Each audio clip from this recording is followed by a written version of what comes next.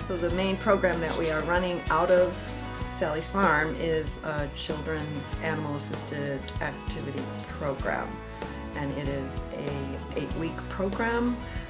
We follow a pretty succinct, purpose-driven curriculum. Our target population for bringing children to the farm are children from the ages of 3 to 12 years of age who are considered at risk.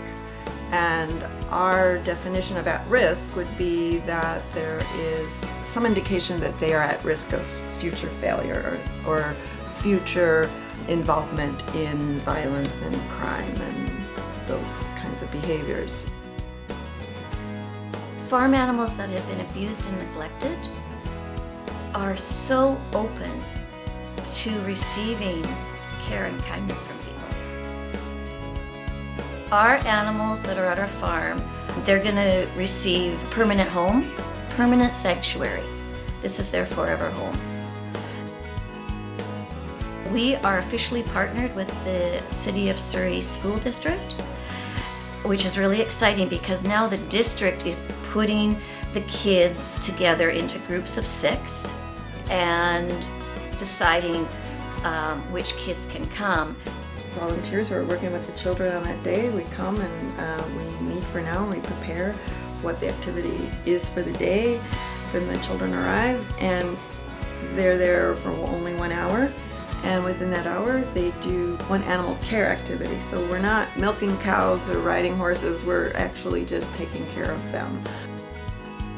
That's a pretty important part of it because I think children feel a high level of success and pride when they've done something that cares for an animal who's vulnerable and can't take care of themselves. We have something else that happens at the farm. Again, I didn't realize this was going to be such an important part of our program. We have a children's garden at the farm. And every time the kids come, they work in the garden. And that might look like planting a seed, planting a starter plant, putting together a bird seed recipe to put in a bird feeder, making up hummingbird nectar to put in a hummingbird feeder, getting out the binoculars, going to have a look, see if they can see any birds and identify them. The kids love it in the garden. The other thing that's kind of taken on a life of its own is we prepare a healthy snack at the end of their experience, and many of these children come from poverty in the city and they don't know what fresh foods are and what it tastes like. So we have really just harvesting the garden or harvesting what potentially could be in the garden and making food right there for them that's fresh.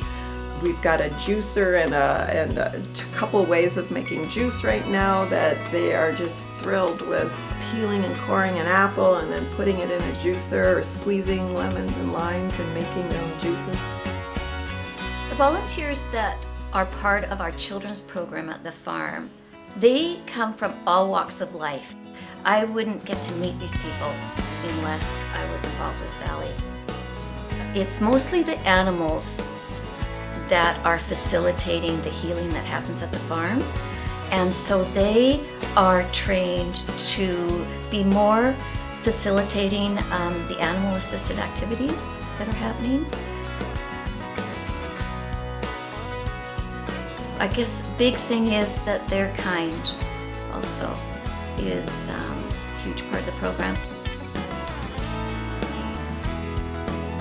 What happens at the farm is people and children and animals receive love and kindness, and then they reciprocate, then they give love and kindness.